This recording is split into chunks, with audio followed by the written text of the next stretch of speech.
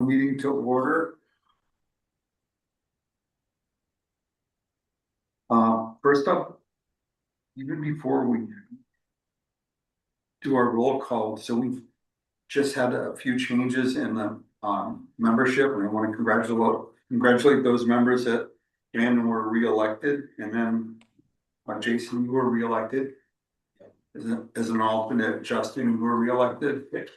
Only a few changes here. And then now Nancy Hammerstrom went from an alternate to becoming a full member. Welcome. So just for the record, everybody who is seated tonight that needed to be was sworn in. We do have one alternate who will be joining us in the future, I hope, Tim Andrews. And just make sure Tim knows that he has to get sworn in before he can sit. But we have a full house tonight, so we won't be seating any alternates. Of course, Jason, you know the standard. Participate in anything, even in a public hearing, just once we're into deliberation mode as an alternate, if you're not seated, that's when we can't have you be discussing an application. Let's actually close the public hearing. So that said, we have a full house, no alternates to be seated. Any additions or changes to the agenda? Don? I have no changes. Okay. The minutes of October 27th, 2025, any corrections, anybody? Take a look. It seems spot on. I'll make a motion, we accept the minutes of October 27th, 2025 as presented. I'll second. Any discussion? All those in favor? Opposed? Abstentions? Okay. We have 2 abstentions. Otherwise, all in favor. So up tonight, we have a couple things. We have a review of the plan of conservation and development, economic development, and discussion of the agricultural chapter. We will have accept a public hearing. Let's just go at a regular pace here. John, I'm going to turn this over to you. I read the draft that you created, and there's a lot of good stuff in there, and I appreciate it. Jason did make note that there was on page 7 there was a sidebar that didn't seem to fully make it into our PDF file. Okay, I'll check that. Mr. Chairman, I wonder before we get into this, if you might be interested in just switching the agenda around just to dispose of the item of new business quickly, so that Sure. One of our participants can jump, because it's really just an application receipt and he doesn't have to listen to the whole discussion. I'll make a motion to move new business 6 to prior to unfinished business, and that will become item 6, and new business will become item 5. I'll second. Any discussion? Those in favor? That's unanimous. Thank you. Thank you for the suggestion. That brings us into a special permit application of WHL LLC for a new automobile dealership building per section 32.2 and 53.4.1 of the Columbia zoning regulations at 15 and 21 Route 66 East and Cardinal Road, map 9, lot 66 and 68, CM2 zone. Lot area is 6.776 acres. So this is to receive the application and schedule a public hearing. Anything, Mr. Glott? Yes, thank you for putting me up on the agenda a little quicker. I appreciate that. I know you'd stay for the rest of the meeting though, aren't you? So yeah, it basically, it's the Wiley Motors site that we have, and the proposal by the applicant is to move Capital Dodge over to the site in a new building. And there are 2 sections of the regulations that require the public hearing. One is if we're adjacent to a residential zone, which in the back we are, and the other one is because we are in a flood zone. So we're just asking for you to accept the application tonight and schedule a public hearing, and then we'll give you more details at that meeting. So the next open one would be December 22nd, which was when we might have potentially done a plan of conservation and development review. John, any thoughts on that? Um, I, yeah, I think they can both happen at the same meeting. I'm not too worried. This is a, a significant development, and I don't want to step on any public hearing presentations or anything like that. I don't see it as particularly controversial or fraught. I think we can dispose of both things on the same night. Okay, so I'll make a motion. Any thoughts from the commission? Go for December 22nd. Okay, I'll make a motion that we schedule the public hearing for December 22nd at Town Hall here at our 7 p.m. meeting. I'll second it. Holcroft seconds. Any discussion? All those in favor? Aye. Okay, it's scheduled. All right. Thank you very much. Have a good evening. You too. Have a nice Thanksgiving. Yep, you too. Thank you. Okay, we'll move on to what is now item 6, unfinished business, which is a POCD, Plan of Conservation and Development. I'll turn it over to you, John. Okay, thank you, Mr. Chair. And so I'm sorry, you had said there seemed to be a sidebar. Was it on page 7? It was, yes. Was cut off? Okay, and that might be on the PDF. It might be a PDF issue. So I put page 7 on the screen. Is this just to make sure that I'm looking at the page prior to that? The page prior.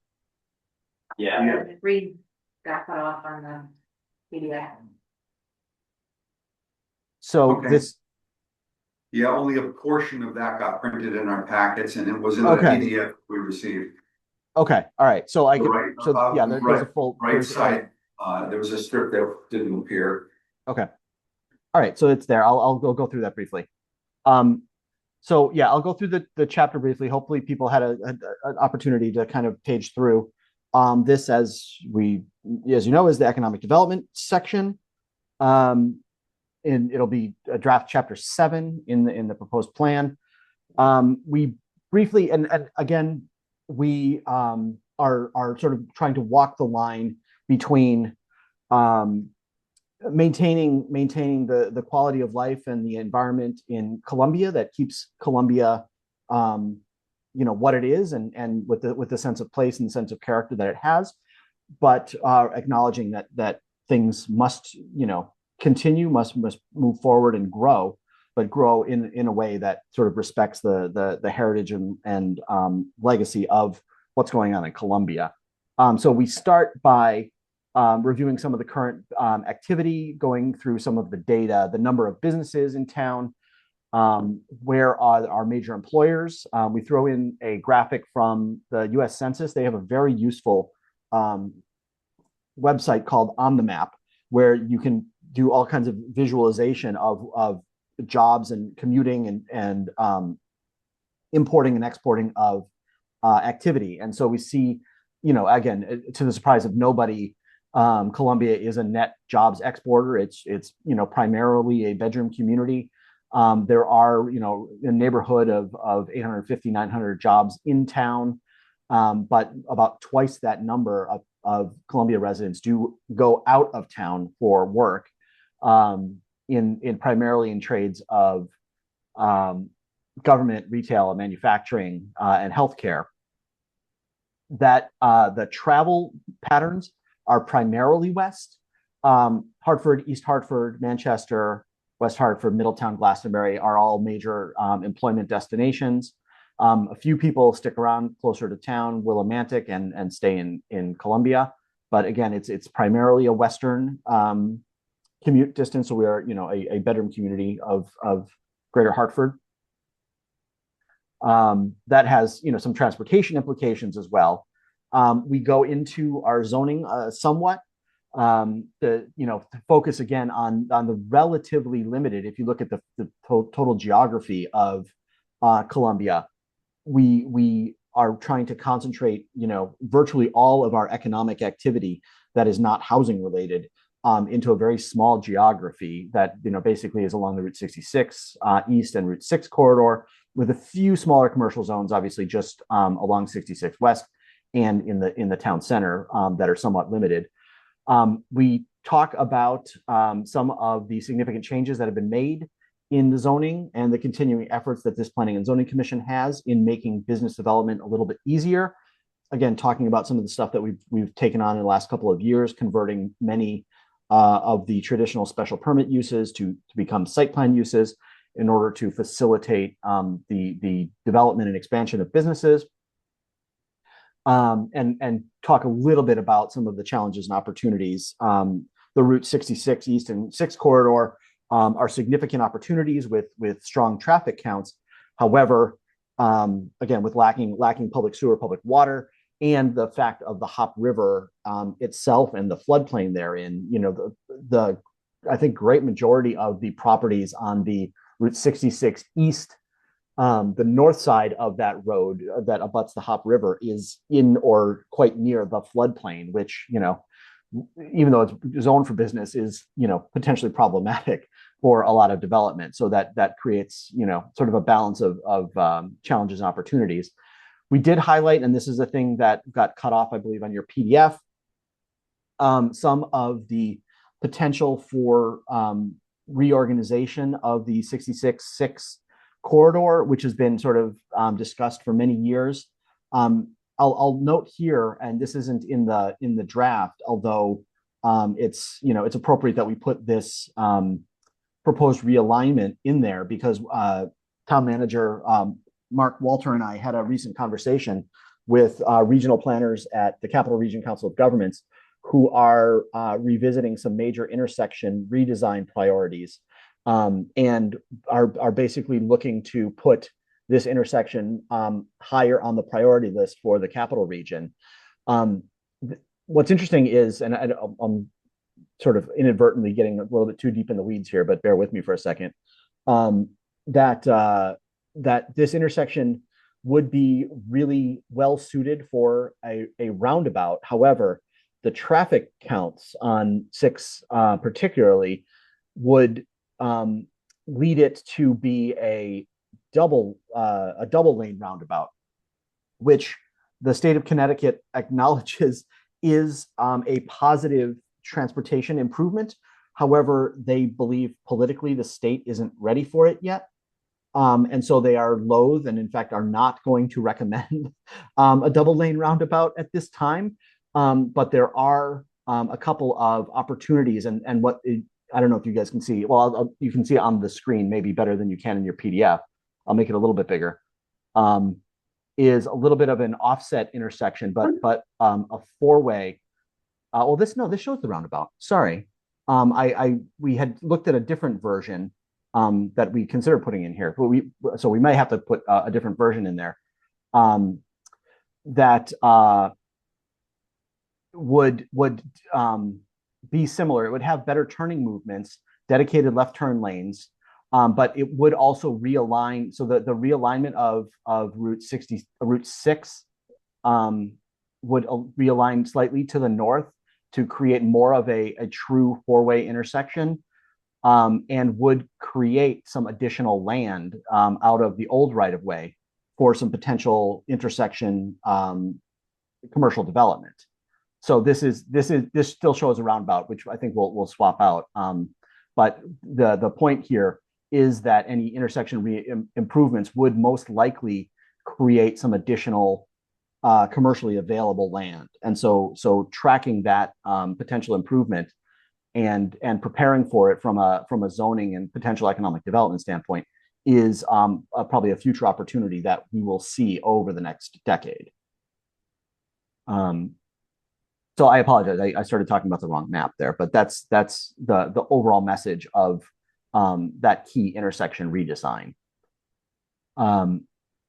We talked a little bit about some of the survey results, and again, people do recognize that the Route 66 corridor, Route 66 and 6 corridor, are the real strong potential sites, and would like to see more restaurants, retail, neighborhood convenience, service establishments along that corridor, as well as being supportive of opportunities for home business and small business throughout town, not just in those large areas.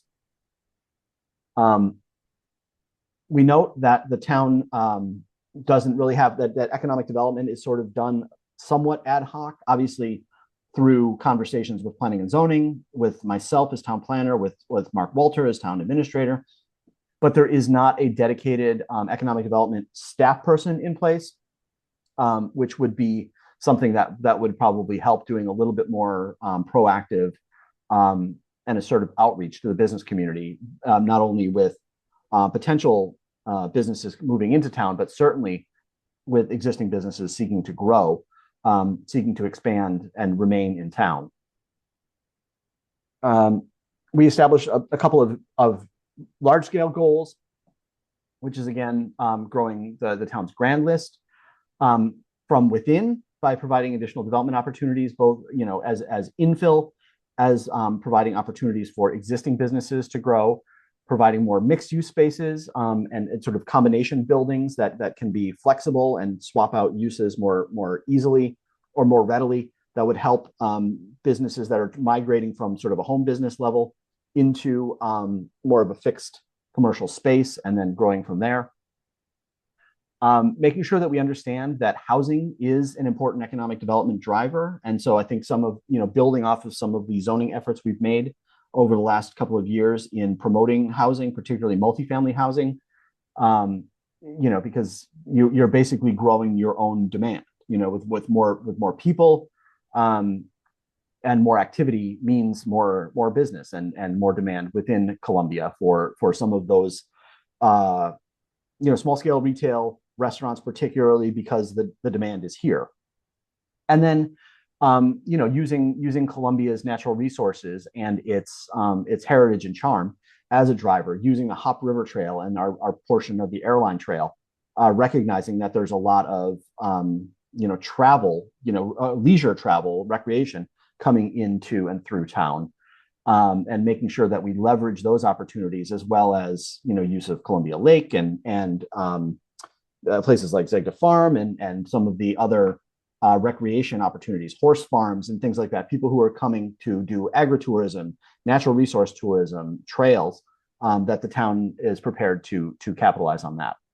And then we go through a number of specific goals, actually quite a few, so 18 recommendations, anywhere from making sure that we add economic development either as a separate task or adding it to the consulting responsibilities of the town planner, making sure that we continue with our zoning updates, including regulations for mixed use, for conversion of historic homes to things like inns and bed and breakfasts, doing a little bit more to market Columbia to restaurateurs, hospitality businesses, looking at business park opportunities, agritourism, trail tourism, and being a little bit more active in conversation and dialogue between planning and zoning, economic development, and other stakeholder groups.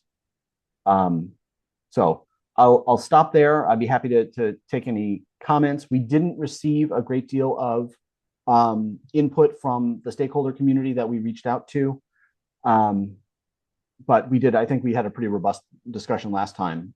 So I'm happy to answer any questions that folks may have or take input at this point. Yeah, I'd love everybody to weigh in. Let's start with Jason. I have a quick note. It's on your page 5, under number 3, the second paragraph. And I understand this is a draft. It just the second paragraph just it does off. say. Yep, it sure does. Yep, good call. Thank you. I'm sure you have more written somewhere. Yeah. Okay, good call. Thank you. And I'm trying to. I for some reason I can't see my highlight key. There it is. Okay. We'll finish that sentence certainly. And also I note monopond is small m. Okay. Would anybody like to weigh in? I had a few questions and comments, and I'd like to open it up to the public to have a say also. Well, I thought it was great, John. There's a couple themes that came out of it for me was, first of all, I couldn't believe that the commercial share of the grand list is only 5%. I don't know if that's typical or what, but that's like, you've got statistics in here that can be used to monitor, which I think is important as things change. But really the theme for me is, adjusting zoning regulations while working hand in hand with the EDC and just kind of working together while monitoring those different KPIs and stuff. I think there's some stuff here that's really, really good. Okay.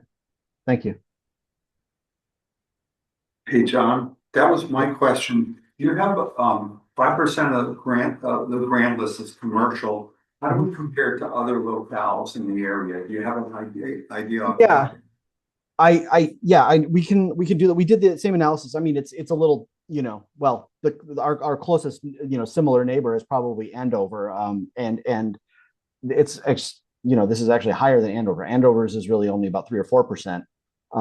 I would say it's comparable to, so other towns I'm working in right now, we're doing this sort of exercise. I'm working with the town of Woodstock right now, which is this, similarly rural town. It's a little bit farther out, but their their actual straight commercial is about comparable. It's actually a little bit less. I think it's about 4.5%. They do have a little bit higher agricultural business use. So it's it's kind of an intermediate type category. But yeah, no, I mean it's communities like Columbia, primarily bedroom communities with limited commercial corridors. It's generally well under 10% from what my recent experience is. But I would have to do. I don't have that data right in front of me, but it's Columbia is not an outlier in this way. The other question I have is, you mentioned that government is 40% of our employment in town. Is that typical? Where do we stand? Yeah, and that is, I believe, a number that reflects the employment of the people of Columbia residents, right? Those are the sectors that they work in, not the sectors that are necessarily located in Columbia. That strikes me as a little bit high. I would have to check. The Advanced CT doesn't publish in the town profiles the statewide number, but that strikes me as high.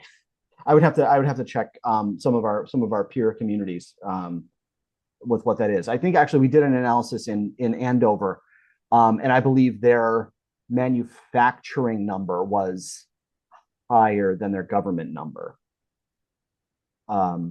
Service sector was higher.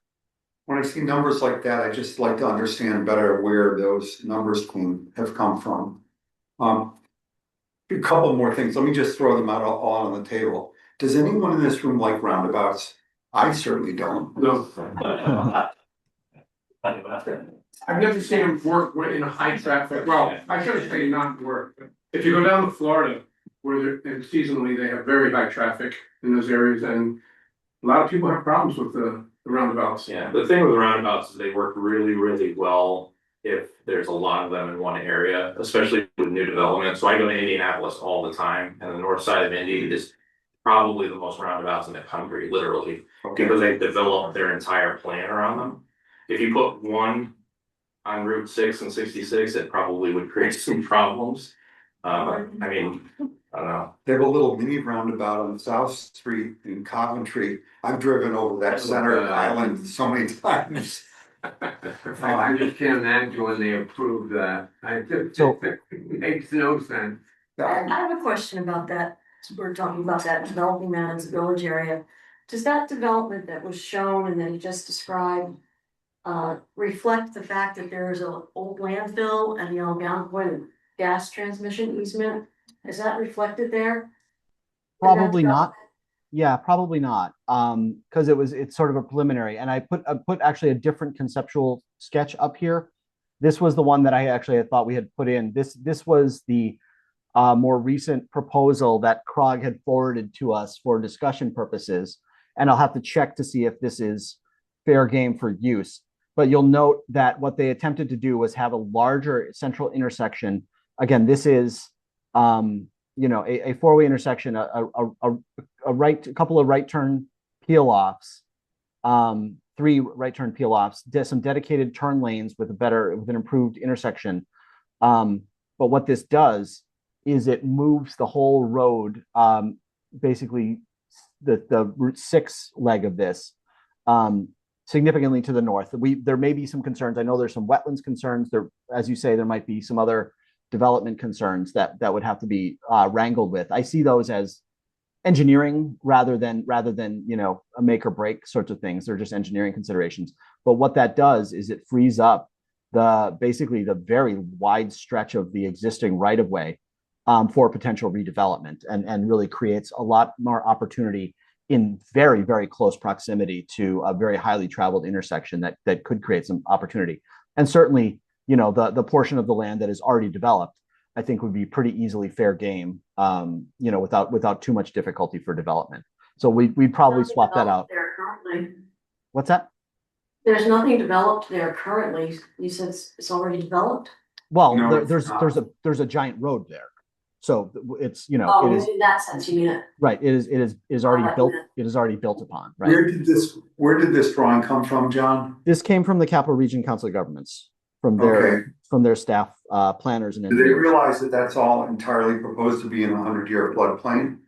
That newly relocated road? To the north, there Yes. is there is some That's entirely a 100-year floodplain. yeah. And then the recent I government think regulations. there would probably be some issues of elevation there too. Yeah, and it's potentially there's no use that to house humans. It's Right. No, really yeah, you only wouldn't. commercial. Certainly, you wouldn't build ground floor residential there by any means. And that seems to further cut off any public access to that parcel of land if it ever wanted to be developed. Which one? There's a 28.5 to the acre parcel to the north. To the north. That road is proposed to be on. Oh, up here? Yes. Uh-huh. So that's Yeah, I mean that's all Increase. right. That's all fodder for discussion, and it's essentially a swap, because a road is going to take up a certain amount of land, and that's going to create development opportunities on either side of the road. So it's essentially swapping out maybe some development potential in the north for some redevelopment potential into the south. I'd like to open this up for the public to comment a little so we don't get too far off of what we were discussing. I have a few more items I wanted to touch base on. Anything else from the commission right now? Anyone? Yes? Park Road Botham, 15 Yeoman's Road. Hi. Two questions. One is, why do they think a turnabout would be desirable in that location? Like, why does the state think that that would be a good idea? And number two, what has drawn the state's interest so heavily to us? You said the state has, John, No. yeah, John, you said we're that- very, normally we don't take a lot of public comment at this stage of the plan of conservation development review. I just like to get everybody to be able to weigh in. no, I was just Those are great questions, and I'd encourage any questions from anybody. You said something about the state was very interested. If I misheard you, correct me if I'm wrong. You said the state has shown a greater deal of interest now in Columbia, or this general area. What has drawn the eye of Hartford? I wouldn't say the state. I think the Capital Region Council of Governments That's what I meant, yeah. is looking to move forward with some intersection improvements, and this intersection has been targeted for improvement for a couple of decades, including a pretty extensive Route 6 corridor study that was done about 15 years ago. And things move slowly. And so they're really starting to get around to trying to implement some of the recommendations of studies that took place, a decade ago or more. So I don't think it's necessarily anything that has popped in Columbia. It's really just that nothing else has particularly changed, and they're finally getting around to some of the improvements that were recommended quite a while ago. In terms of the whys of a roundabout, I don't want to speak for the state. My broad understanding of roundabouts is they are demonstrated to be significantly safer in terms of traffic, severe accidents and fatalities than traditional intersections, particularly poorly designed and overstressed intersections like the one on 6 and 66 that have poor turning movements, which is why that was, I believe, initially considered here. But as I said, the the specifics of this particular intersection, which is to say the relatively high traffic counts and the fact of a limited access highway, meaning the Route 6 section heading towards Willimantic, is a higher speed limited access highway. They believe if they're going to do a roundabout, it would need to be a double lane roundabout, which again, the state is actually not interested in pursuing. So all of this is by way of sort of road clearing to say, yes, they were looking at a roundabout there for safety reasons and because it was recommended in transportation studies over the last couple of decades. That said, it is very unlikely to happen because of this intersection warrants probably a double roundabout, which the state is not going to be investing in anytime soon. So my bottom line is, if you're worried about a roundabout, I would encourage you to calm down because it's very likely not to happen. Yes, so to answer the question, understand when you use the word state, Capital Region Council of Governments is a lobbying agency. Well, there are a council of governments, quasi-governmental. The Council of Governments, a Council of Local Governments.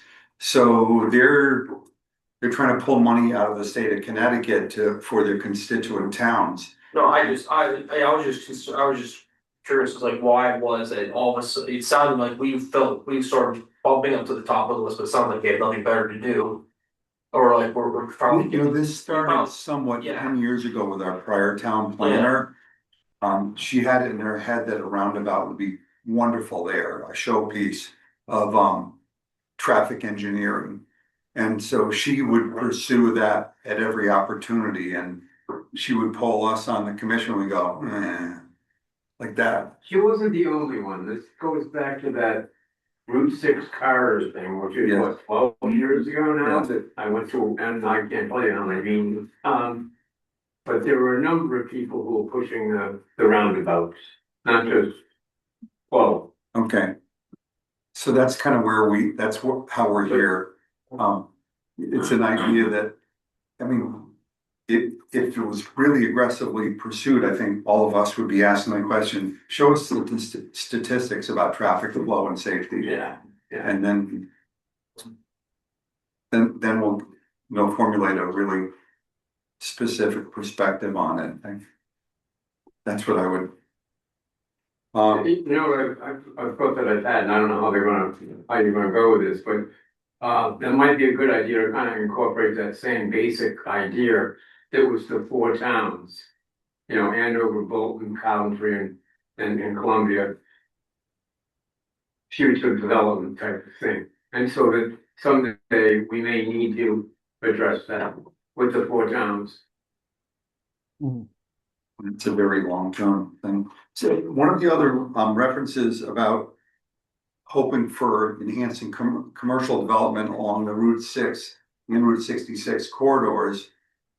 Should we formulate a perspective as a group? And I'm more throwing this question out to the commission. Which corridor we might want to better focus attention on, and which has the better potential to yield results? Just of food for thought from me. And idea that we identify in here agricultural tourism as a growth opportunity. Sounds wonderful. And I think it is something to aim at, most definitely. But how big is the upside if we're focusing on that? If you're focusing on what exactly? Agricultural tourism. In the corridor? And the 6 and 66? In general, through the In general, through the town. Yeah, no, because the businesses are. So your question is, do you want to emphasize that more? Or do you want to emphasize 666? Was that your? It wasn't an either or. Oh, I have a question, and I'm not a farmer of any sort, but do the farmers want agricultural tourism? Yeah, I think it's a part of the conversation. It's a piece of the puzzle, right? So point of view, but I think there's growth potential for that in town.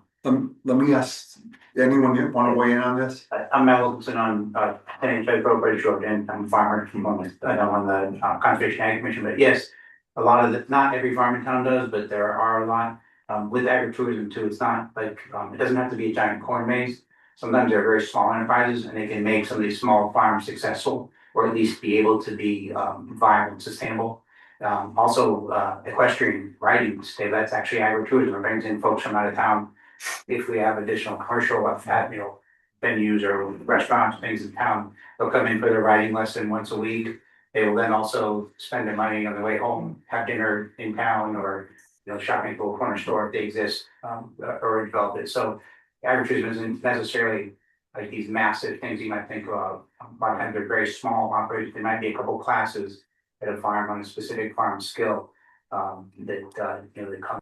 They know they go up to the winery afterwards and things like that. So they kind of compound the economic benefit in town, and not necessarily like a individual town. And at least some of the quality of life stuff that was talked about a lot within the study from the last time of bringing up that semi-rural environment in town was it was sought after and encouraged to exist, kind of helps maintain that. To add a little bit more to that, that's a really good point. Because Saturday I was in Loudon, New Hampshire at a working farm doing a woodworking demonstration. And they had a great woodworking shop, and it's on a farm. I mean, it was agricultural related, but then they had somebody doing stucco artwork.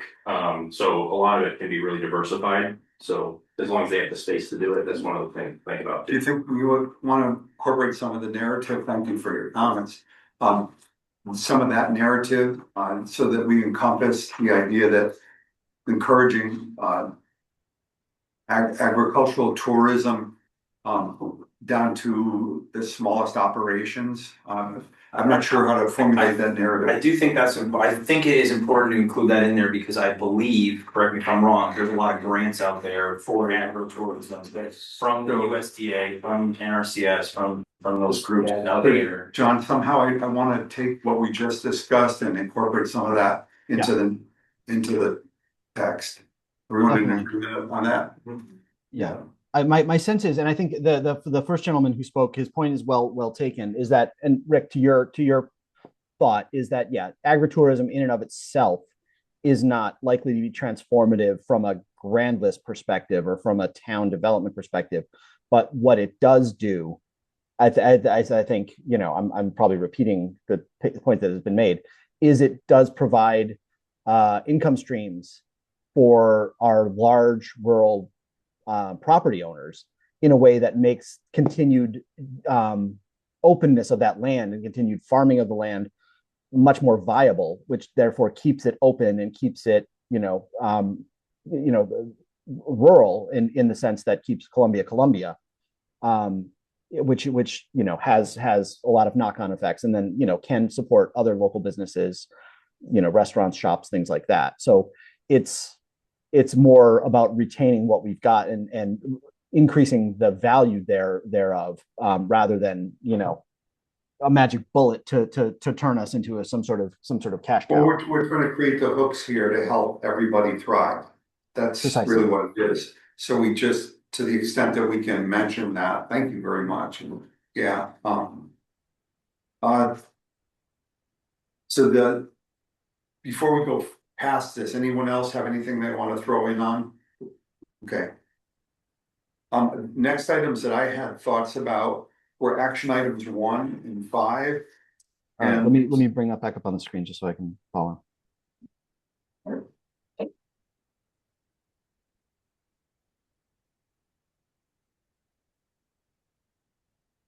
Okay, thanks, Rick.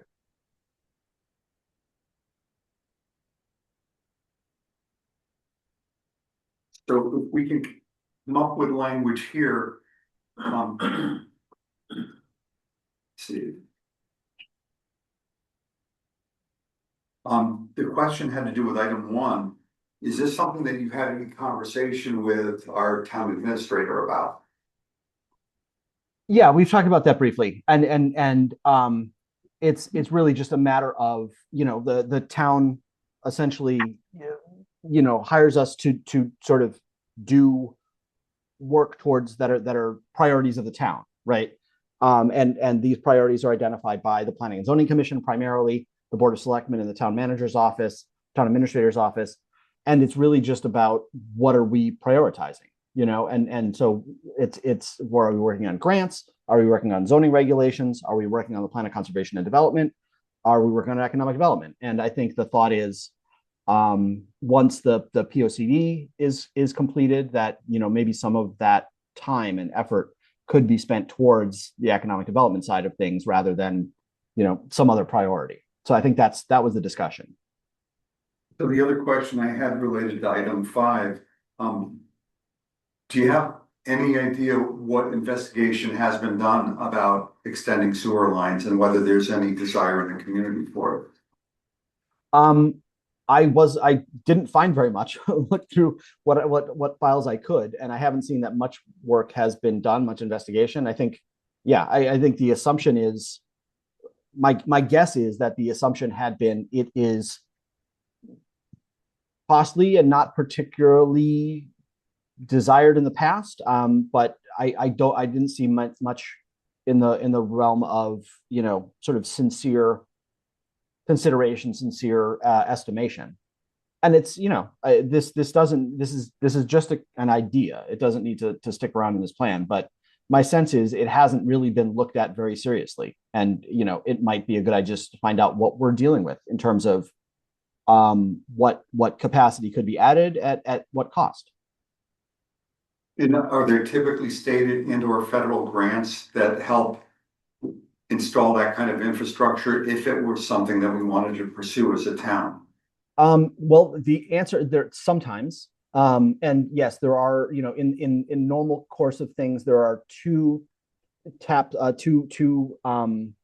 of money that can get tapped. One is the Clean Water Fund, which is a revolving loan fund. It's usually a 55-45 state federal match, and then the 45 being local.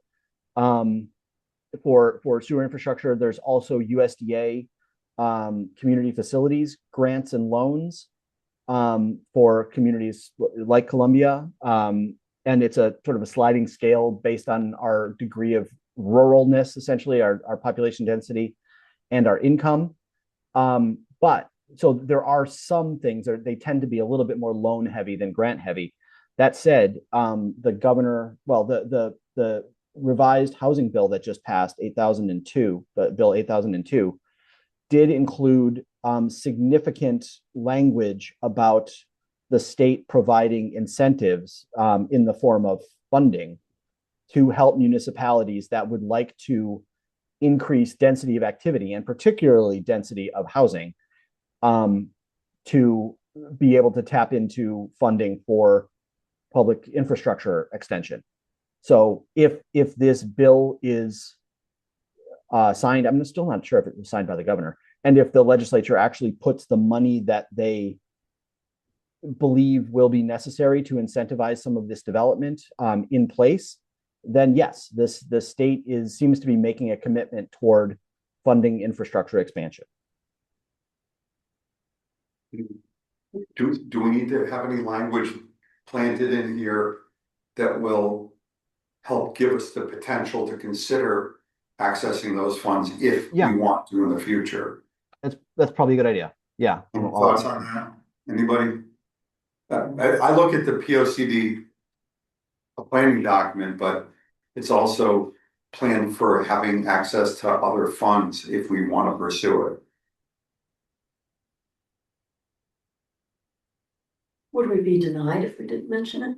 It enhances our ability to go after those funds if it's in our plan of conservation and development. Many times they'll have language at the state level saying if identified within your plan of conservation and development. Right. So planting a few seeds here, whether or not we're really interested, may enhance the ability to use the document constructively in the future. That's, I don't think it hurts. It gives you the option. Whether or not you take the option. Or I don't propose we want to make any decisions about anything in the future. I just. Yeah. And so that's what, we keep some of the language in a fairly non-committal sense, like investigate the potential for, rather than, a lockdown commitment towards a specific course of action. Okay. That's the extent of my thoughts on this section. I thought it was generally really not generally, It was really well done. Thank you. Thank you. Yes. I just wanted to add one thing. Certain phrases and words popped out at me about empty storefronts and at one point it was talking about additional looking for to change zones and create additional industrial and commercial land and so forth. And I just hope that, and I don't know how it could be worded in here or if it should be, but I just hope that in the overall picture, we're looking at, we have a number of properties that haven't both developed and undeveloped that haven't really seen their full potential or their highest and best use. And that we should put some emphasis and energy on those things before we go expanding. And the examples I can think of most immediately would be the shopping center. Certainly needs some re-energizing. There's an empty parcel here in the center of town that's been vacant for so long. I think it's the Middleman, is that what they call it now? The Middleman, a retail plaza could go there. Sidewalks connecting through the center of town. I mean, there's a lot of potential that we haven't, I think, tapped into. And I hope that we can just put some emphasis in those areas before we go expanding Sure. Okay. others. Okay, thank you. I think, John, to that point too, that monitoring that is gonna be super important. Like if we were to say how many storefronts or what is the potential that's lost right now, the percentage of the total commercial space. Mm-hmm. I mean, if that's an easy enough number to come up with, it probably should. And maybe we kind of get a little bit detailed in some of the statistics that we want to monitor, and that might be a good one. Okay. The first item, Oh, hold on one second, one more, just real quick. John, where does the 5% figure, what statistic about that's the percentage of commercial development? What? the grand list, it's percentage of the grand. It's just percentage of grand list Okay, of land classified as commercial versus residential. so we calculate that number ourselves here in Yes. town, or is Yes, it that's done in right office? from the tax assessor. Yeah. Okay, thank you. Yeah, I think we really do need a go-to person that's a paid position, whether it's and incorporating that within your responsibilities as a consultant, so that we publish economic development coordinator, or however we phrase it. It's another listed position on our website, and they know where to go to. Sure. We haven't really had that, and I would be very much in favor of that. John, in that case, if you had a paid employee doing it, I'm assuming so, but I'll ask because I don't know. Would part of that be proactive steps to reach out to industry or business to try to pull them in? Because, you know, having a town employee paid to do it, as long as there's a return, I mean, it would Right. make a lot of Exactly. sense. Yep. That's exactly right. The job of the EDC coordinator, whether that's a portion of someone else's job or a separate position, full-time, part-time consultant, would be to identify those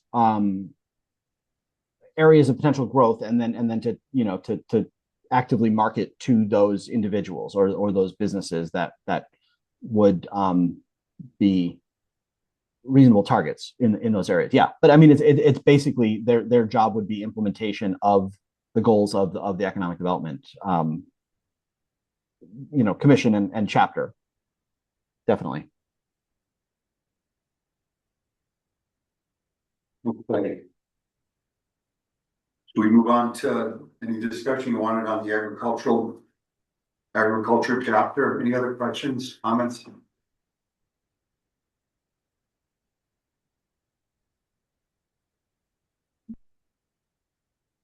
So the agricultural chapter, I will say thanks to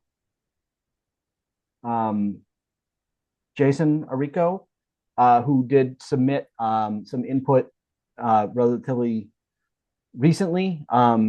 We hadn't gotten a ton of input from the agricultural stakeholders that we reached out to, but I'm going to put this up on the board, the worksheet. And we'll, take this as an opportunity to add comments. So, but Mr. Rico added some input, and I don't know if he's in the audience this evening. Added some significant events over the past 10 years, which includes right to farms, signage, right, the farm building tax exemption, the growth of the Zegda farm, the concerns that prime farmland is largely too expensive for new farmers to purchase, and ag regulations may still be restrictive, and an opportunity for the regs to lower the barriers, as well as a number of hopes to continue with growing the New Farmer Alliance, promote tax exemptions, reviewing regulations, and educating landowners on how to preserve their critical soils. So that was valuable input, but this is your meeting, and I'm happy to hear from the commission and the public on how we're feeling about farm concerns and goals over the next 10 years.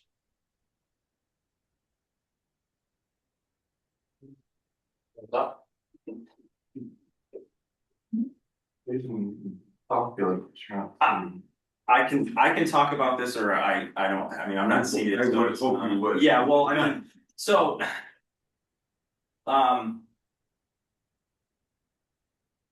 I don't really know where to start with this. I mean, the significant events of the past 10 years, okay, most of those are fairly new. I have another one to add. I don't know if you want to add it now, John. Yeah, please talk and I'll type. So one of the things that we did just this past year was we sent a farm flyer out to, it was a mailing list that every postal customer in the town received, kind of highlighting the farms in the town and what products you could find there. So I really appreciated that. It opened my eyes up. I had no idea the scope. okay, It was really well received. good. I've heard it mentioned many times. Yeah, great. That's great. I'm glad to hear that. I think we're gonna try and do it again in the future. But the advertising is like fuel for a jet. Yeah. If you stop doing it, it stops being effective.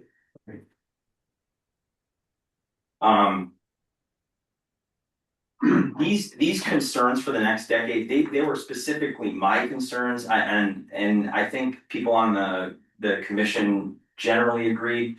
I would like to add, I put in ag regulations are still a bit too restrictive. Restrictive is probably not the right phrase there. They are a tad restrictive, but they're also a little bit convoluted. They need to be, I guess, cleaned up a little bit more, like, because when you're reading through that, it can be a little confusing to try to. That's not something to address in the POCD. That's something to address in our subcommittee on regulation revision. I didn't know if it should go in the POCD as for. I don't think it needs to. Well, I think the way that it's phrased is that, the planning and zoning should continue to review these regulations to lower barriers. I think that's a very worthwhile goal. Yes.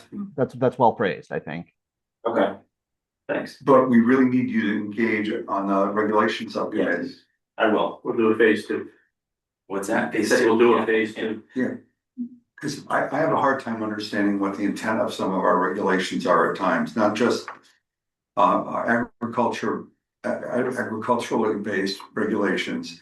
And we've been trying to systematically make them more plain English language and centralized all the information you need to do something to be in one place. Right. As opposed to all over, and not refer to external things all the time when there's another external entity that can regulate it better than what we can, or does regulate it better.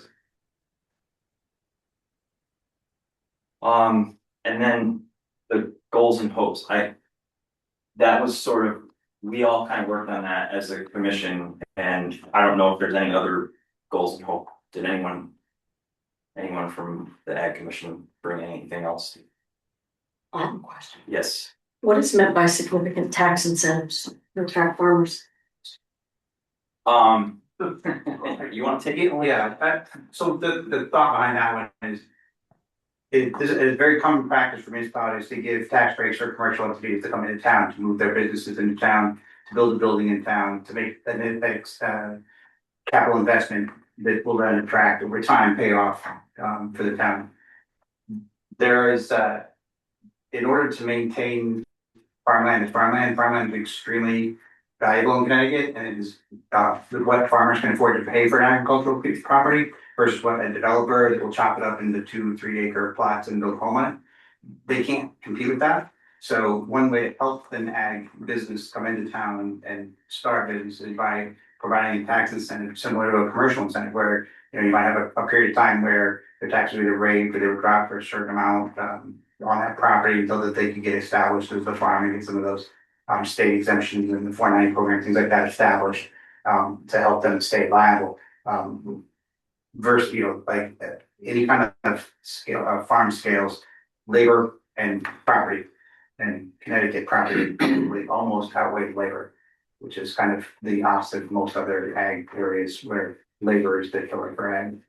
So it's just a way to, there's not a lot of reason for a new farmer to come into Columbia and pay, and it's not just Columbia, it's in most of Connecticut, and pay those high, basically residential rate taxes to come in to purchase a farm and put it in operation. Farming is very capital intensive. But there's already Public Act 490, which It is, provides. but so you can't. I'm sorry.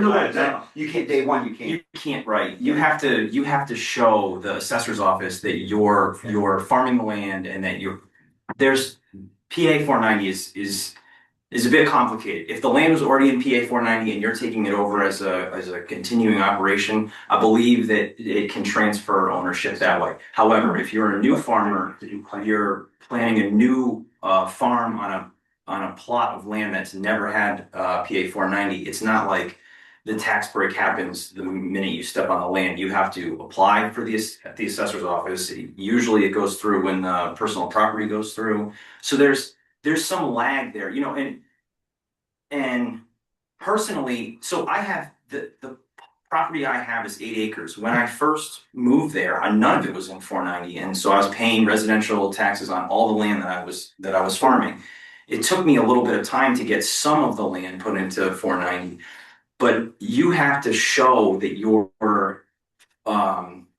producing a crop or farming the land, and you can continue to add more land into the 490 exemption. However, if you're not using a piece of land to farm yet, that has to stay as a residential assessment. So it's 490's a great program, but it's a bit, there's definitely a time delay to get going on taking advantage of the incentives for sure. Is that accurate, Matt? And it's my understanding that if the land is in 490 and it changes hands, even from parent to child, you have to replow. Do. Yes. And that means if you're not right on it, you can go at meter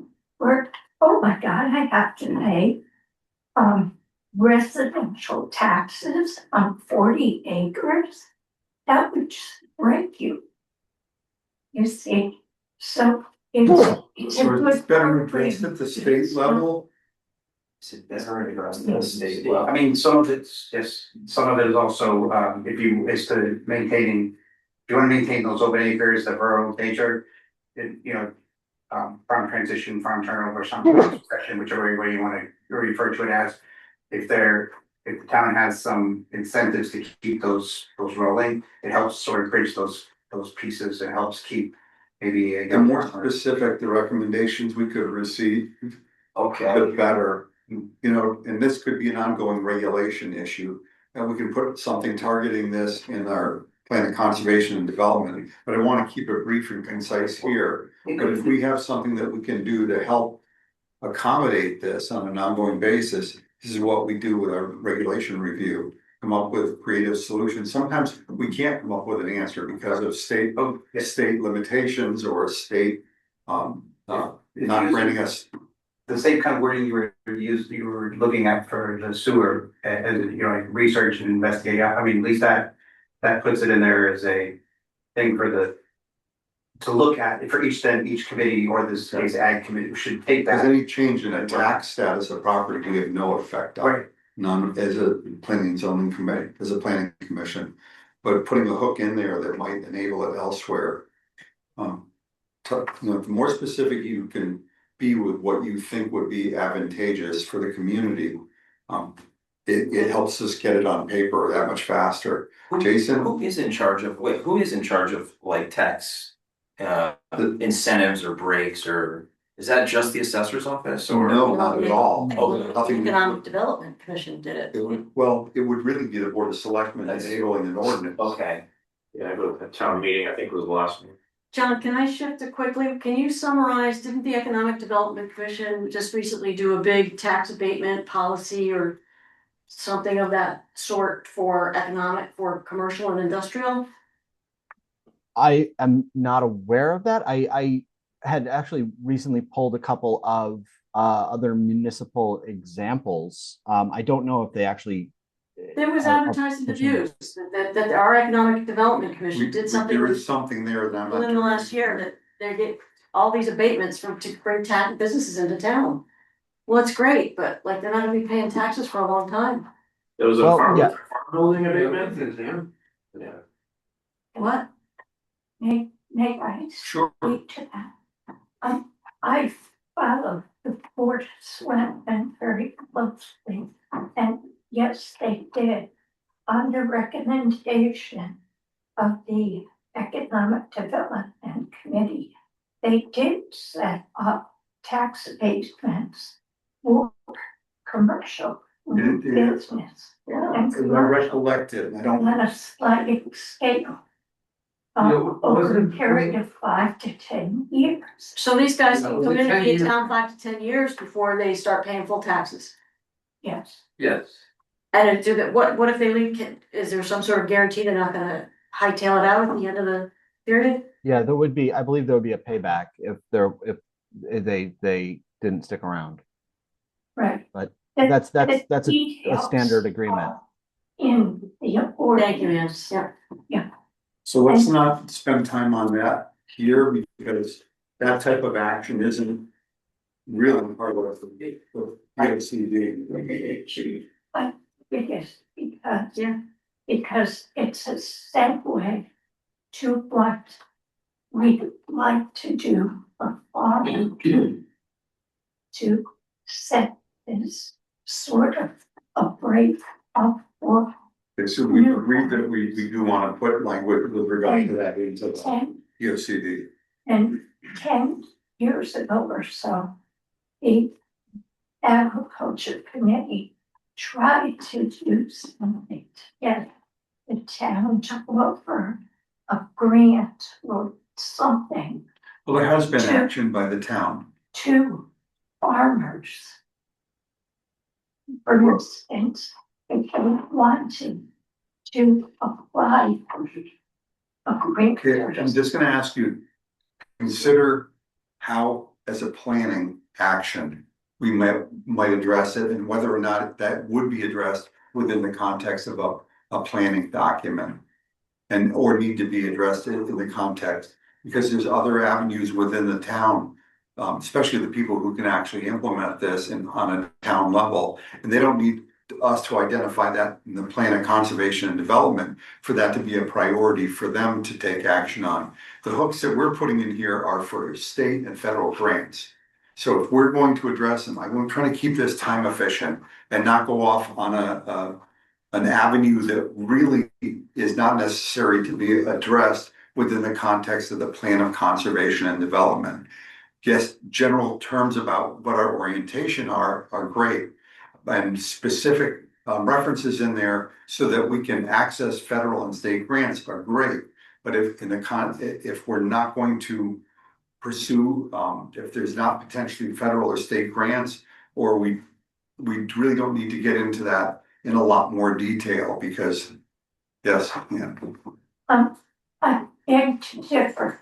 I think this sort of thing should go in a conservation and development in a broad general way that the town should either offer or educate, help to educate, in other words, aid new farmers, farmers who are growing their business in finding these sorts of things. And we've already agreed that we would like to put language in there that facilitates that. So I think we've addressed that question. And I'm trying to move a meeting forward on topics and not go back over the same topic over and over. And what I'm saying here in particular is the town government should be open to tax incentives to enhance agricultural development. That's about as far as I think we should go into this in the plan of conservation and development. But it's important to put it in there for the same. Just said that. I I agree with you. And I'm not, but to go over the same issue over and over isn't productive time-wise. And so we've agreed that it's a concept, or we agreed that it's a concept that we want to incorporate. So if there's something additional you would like, I think we've already addressed that question. And we have things. That's good. Okay. Yeah. Got it. That's the extent of my questions and observations. Anything else we want to? Okay. I'm good. Okay. I'm going to move on from the POCD items to regulation revisions. We're going to get back in action. Yeah, we met, Sort of. yeah, we met a few weeks back. We got some discussion points on it, so. And Jason, I were going to fill you Yeah. into Howard. I know, I'm meant to be at the last meeting, I just. Okay. What is this for, agriculture or subdivision? Right, or, It's just an open-ended general regulation review and subcommittee. when do those meetings take place? We don't have them regularly scheduled yet, so we'll get them on the calendar. It's been more or less. They're generally, I think we've been meeting on Tuesday afternoons primarily, but yeah, it's basically as needed. Is there any notification when these, that a meeting's gonna take place? Yeah, Yes. they're posted with the town clerk. There has been. Where are they posted? On the calendar. On the website, okay. And I think, yeah, I mean, Mary Kay, you'd been sending those out to the full commission recently, I think, Not always. Sometimes they're just to the subcommittee, to the but they subcommittee. are posted on the Yeah. website agendas. They are considered a meeting, they're open to the public, they're open to anybody. Communication and reports, we did receive a letter from Rhonda Kincaid on behalf of the Coalition on Diversity and Equity. Thank you. Just note that was in our packet, so if anybody's curious to review that. Anything else on communication and reports? I would note, I just wanted to check the calendar. I think our last meeting, we canceled our last meeting. That's why we haven't talked about it. So there was the special session of the legislature on the 12th and 13th, I believe, of this month, a couple of weeks ago, where the state, I'm sorry? No. Sorry. Okay, I thought I heard something. Where the state, the House and the Senate did pass House Bill 8002, which was the revision to the housing bill that passed in the summer, and then the governor vetoed. This is a fairly extensive overhaul of the state's affordable housing planning process. It actually replaces the 5-year affordable housing plan that actually would have been coming up, I think, for Columbia next year to update. It replaced it with what are called housing growth plans that are basically recommended to be done on a regional basis through the Council of Governments. Municipalities are still going to be free to do them individually, but it's pretty strongly recommended that they participate regionally. And there will be numerical targets. I don't want to say, quotas or requirements for development, but there are going to be numerical targets for municipalities to shoot towards. in terms of creating, again, and it's not about municipalities building anything themselves. It is about removal of regulatory obstacles and provision of incentives to encourage the development of certain numbers of certain types of housing that would be appropriate to the community's capacity and to the community's individual setting. And those goals are going to be established at the regional level. So CROG will be working with its 35 towns or whatever there are on regional goals that are allocated municipally, and municipalities will have to come up with a housing growth plan that uses that number as a target, and progress along those lines will be tracked. Most of the penalties that were considered in the previous bill have been removed and replaced primarily with incentives. And as I mentioned earlier, the funding for extension of infrastructure and other economic development tools and incentives will be provided to those municipalities that are making good faith efforts towards their housing development goals. There are also some regulations relative to multifamily parking and redevelopment of old commercial properties that are again mostly opt-in and incentive driven rather than mandatory and penalty driven.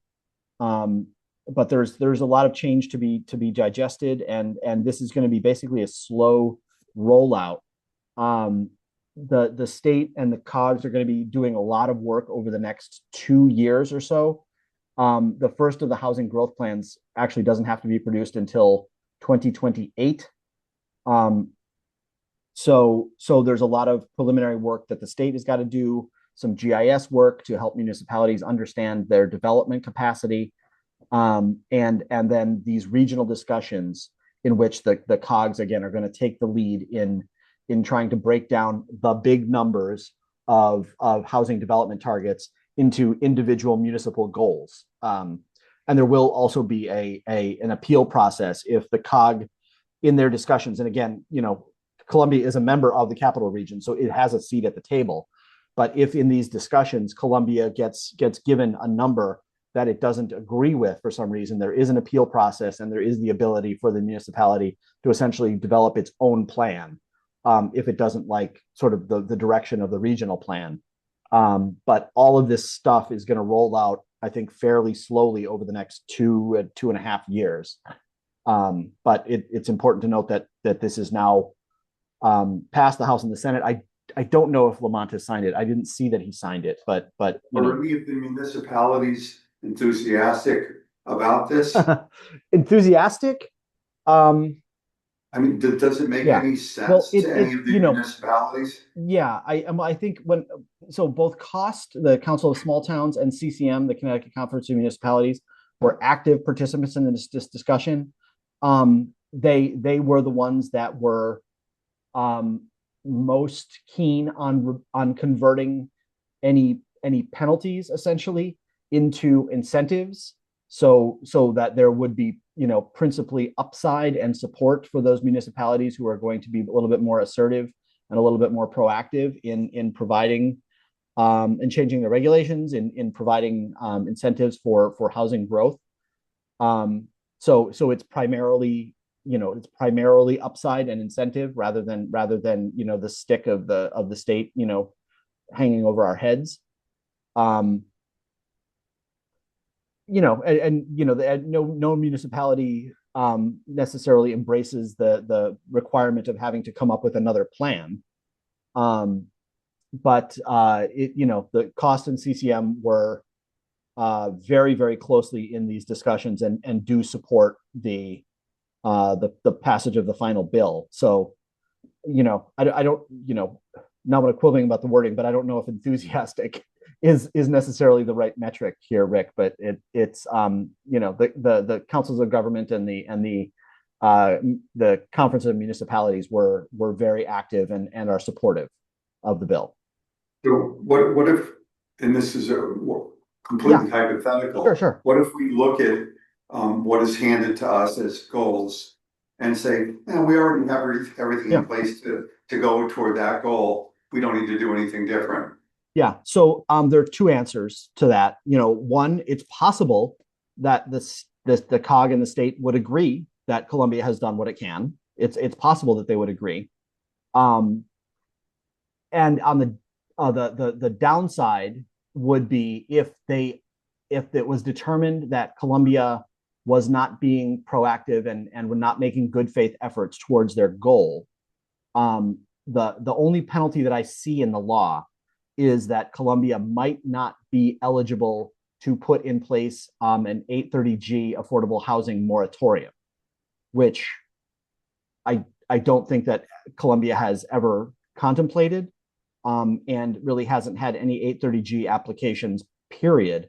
So it's really not something that, the last 35 years of housing development history in Columbia indicates really is a particularly effective penalty, because it's not something Columbia has ever pursued.